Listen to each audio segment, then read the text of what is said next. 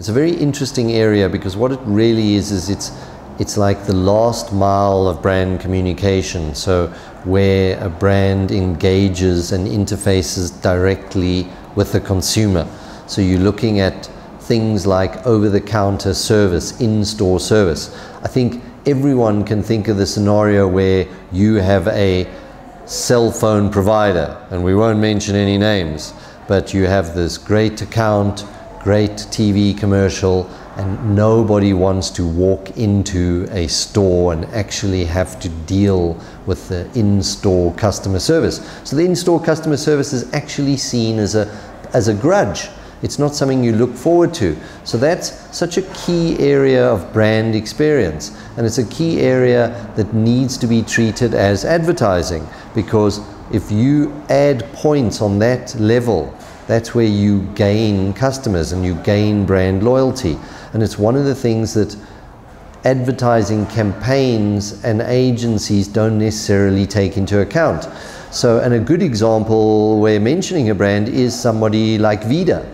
Vida have consciously built their brand from the counter backwards, and they've created an awesome at the counter experience, and that's where they built their brand loyalty. And they've actually never really gone much further out in terms of advertising, and they do things like their Vida magazine, Obrigado, which is again clever, and that's branded content. So they're being very clever in their communication. So they're saying, we're not doing a traditional ad, we are creating engagements with you as our consumer, and that's where they're building their brand loyalty. So the whole idea of service design is around this. So we're looking at things like call center management. Again, a lot of brands don't even consider call centers as in their advertising. It's a technical solution, but some brands are managing it very differently, and they're using their call center as a conscious brand communication.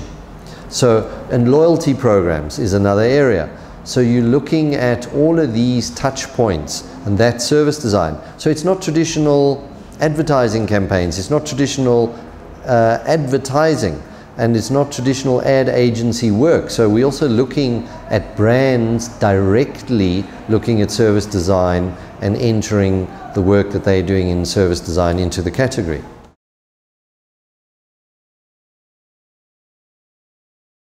In the past, you could only enter the Loeries if the agency is from our region.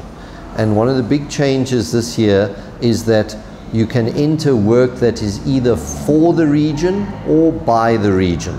So for the region means that a New York agency could be doing work for a global brand such as Nike, but it specifically means being created to be launched in Africa or the Middle East. And in the same way, if you have a South African brand, so you take a brand like ABSA, for example, if they're working with a London design agency and all the design is done from London, but for ABSA to be launched locally, then that can be entered. And the alternative is done by the region. If you've got local work being done here, it doesn't matter where it's done for. So you can be a local agency doing work to be flighted in Germany for a German client.